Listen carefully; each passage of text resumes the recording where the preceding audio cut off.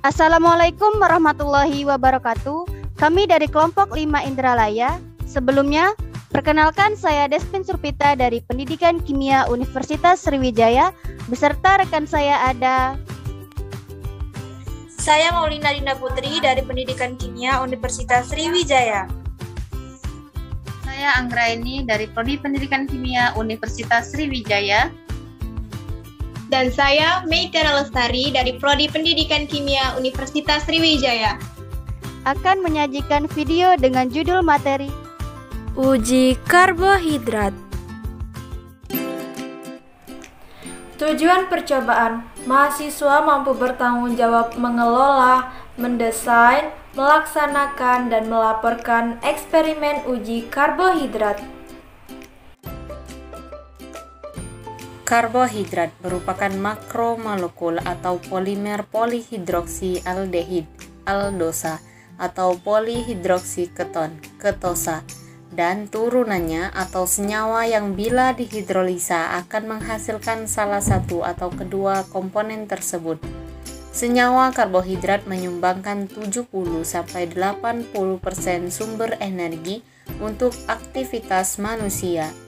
Konsumsi rata-rata karbohidrat dalam makanan sekitar 65%, dan energi yang dihasilkan dari metabolisme seluler karbohidrat tersebut akan digunakan untuk metabolisme biomolekul lainnya seperti protein, lemak, dan asam nukleat. Klasifikasi karbohidrat berdasarkan unit gulanya yaitu monosakarida, oligosakarida, dan polisakarida. Selanjutnya adalah metode uji kualitatif karbohidrat, yaitu ada uji Molis, uji iodin, uji Benedict, uji Barefoot, dan uji Seliwanov. Alat yang digunakan yaitu tabung reaksi dan rak tabung reaksi, pipet tetes, gelas ukur, gelas beker, penjepit, dan water bath. Bahan yang digunakan yaitu maltosa, sukrosa, glukosa, glisin, amilum, reagen Molis, reagen iodin, reagen Benedict, dan larutan H2SO4. Uji Molis. Ukur setiap sampel sebanyak 2 mili menggunakan gelas ukur.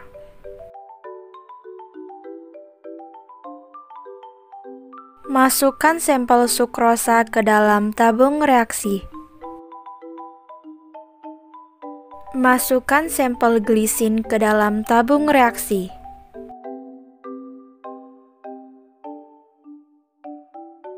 Masukkan sampel amilum ke dalam tabung reaksi. Masukkan sampel glukosa ke dalam tabung reaksi. Masukkan sampel maltosa ke dalam tabung reaksi.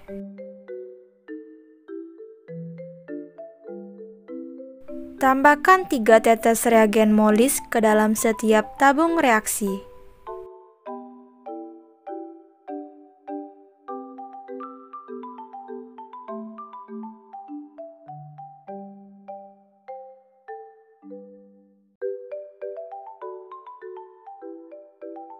Siapkan 2 mili H2SO4 untuk setiap sampel.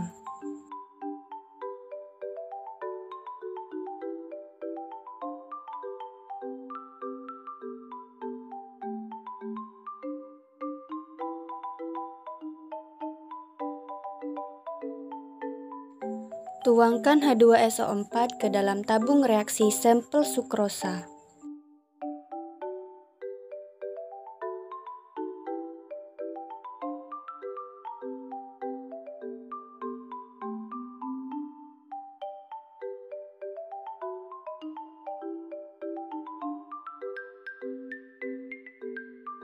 Tuangkan H2SO4 ke dalam tabung reaksi sampel glisin.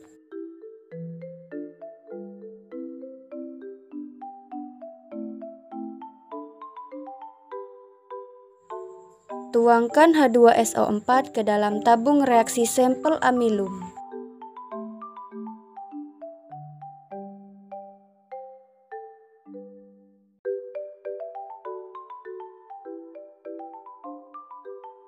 Tuangkan H2SO4 ke dalam tabung reaksi sampel glukosa.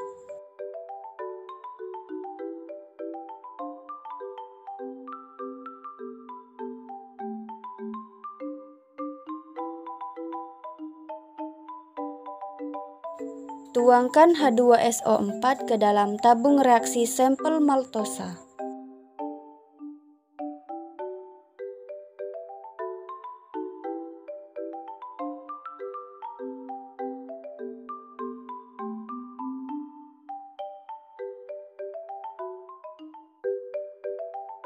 Uji iodin.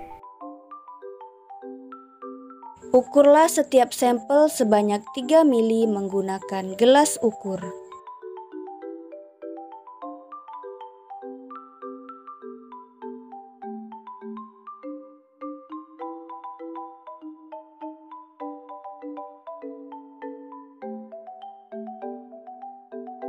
Masukkan sampel sukrosa ke dalam tabung reaksi.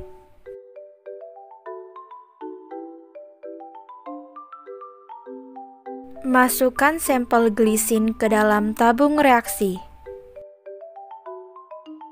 Masukkan sampel amilum ke dalam tabung reaksi.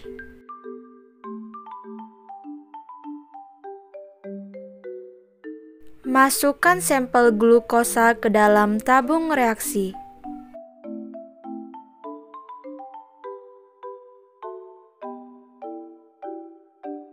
Masukkan sampel maltosa ke dalam tabung reaksi.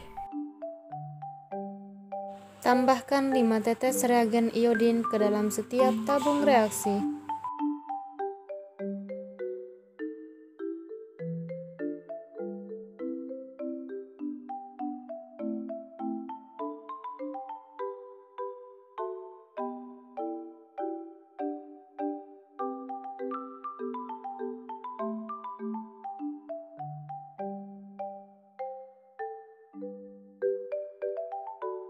Uji Benedik. Ukur setiap sampel sebanyak 1 mili menggunakan gelas ukur. Masukkan sampel sukrosa ke dalam tabung reaksi. Masukkan sampel glisin ke dalam tabung reaksi. Masukkan sampel amilum ke dalam tabung reaksi. Masukkan sampel glukosa ke dalam tabung reaksi. Masukkan sampel maltosa ke dalam tabung reaksi.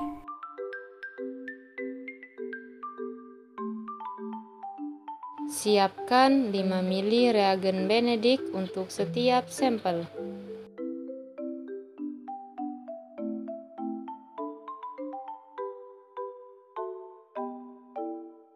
Tuangkan reagen Benedik ke dalam tabung reaksi sampel sukrosa.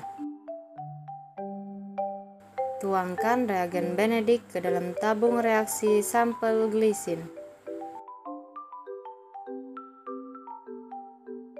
Tuangkan reagen Benedik ke dalam tabung reaksi sampel amilum. Tuangkan reagen Benedik ke dalam tabung reaksi sampel glukosa. Tuangkan reagen Benedik ke dalam tabung reaksi sampel maltosa. Letakkan tabung reaksi dengan sampel sukrosa pada gelas beker yang ada di dalam water bath. Letakkan tabung reaksi sampel glukosa pada gelas beker yang ada di dalam water bath. Letakkan tabung reaksi sampel maltosa pada gelas beker yang ada di dalam water bath. Letakkan tabung reaksi sampel amilum pada gelas beker yang ada di dalam water bath. Letakkan tabung reaksi sampel glisin pada gelas beker yang ada di dalam water bath. Lalu, Panaskan selama kurang lebih 3 menit. Keluarkan tabung reaksi sampel glukosa dari water bath. Keluarkan tabung reaksi sampel sukrosa dari water bath. Keluarkan tabung reaksi sampel maltosa dari water bath. Keluarkan tabung reaksi sampel glisin dari water bath. Keluarkan tabung reaksi sampel amilum dari water bath. Lalu, tunggu hingga dingin dan amati perubahan yang terjadi. Berikut adalah data hasil pengamatan dari uji Molis. Dan ini adalah pengamatan dari uji iodin.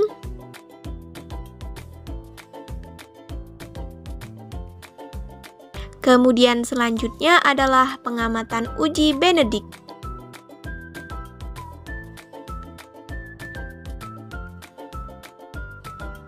Pada praktikum kali ini digunakannya uji Molis, uji iodin, dan uji Benedict.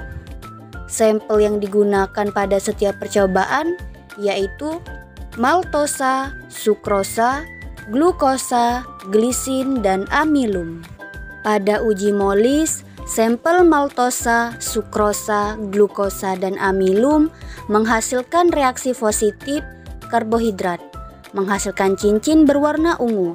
Setelah sampel reagen Molis ditambahkan asam sulfat atau H2SO4.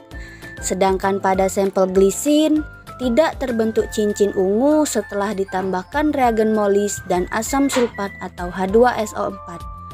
Hal ini disebabkan karena glisin bukanlah karbohidrat, melainkan asam amino yang menyusun protein.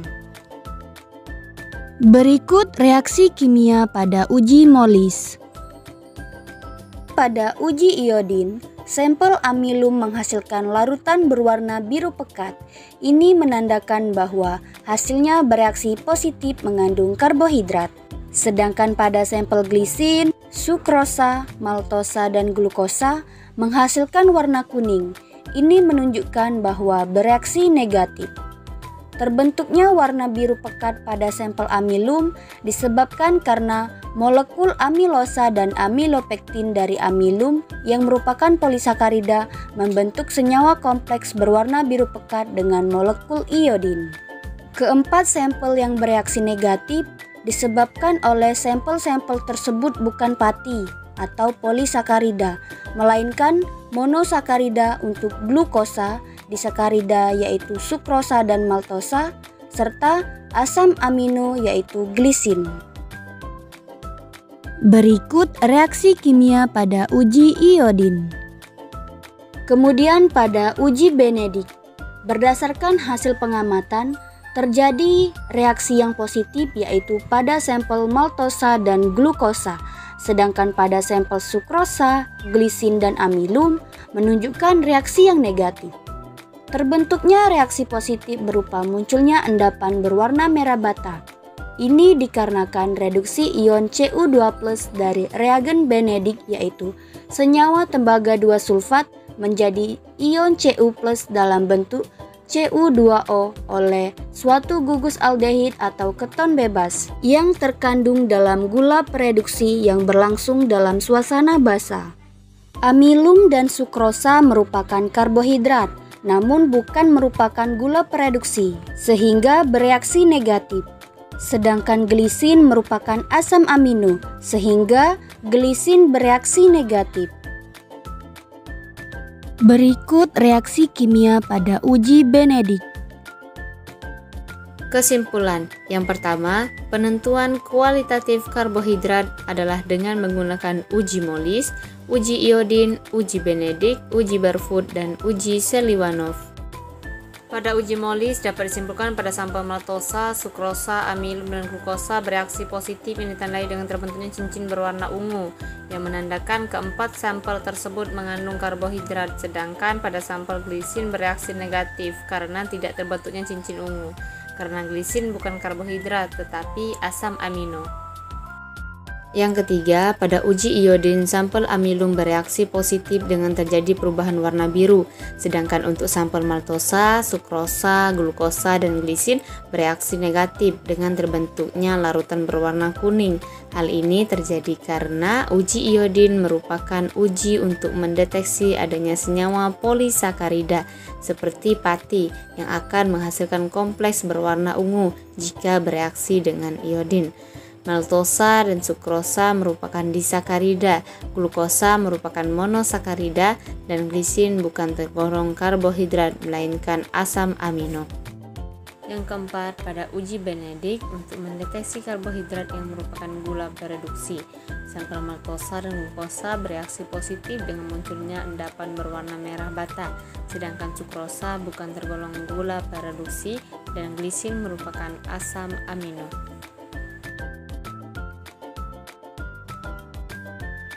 Demikianlah dari kelompok kami akhiri dengan wassalamualaikum warahmatullahi wabarakatuh. Semoga bermanfaat.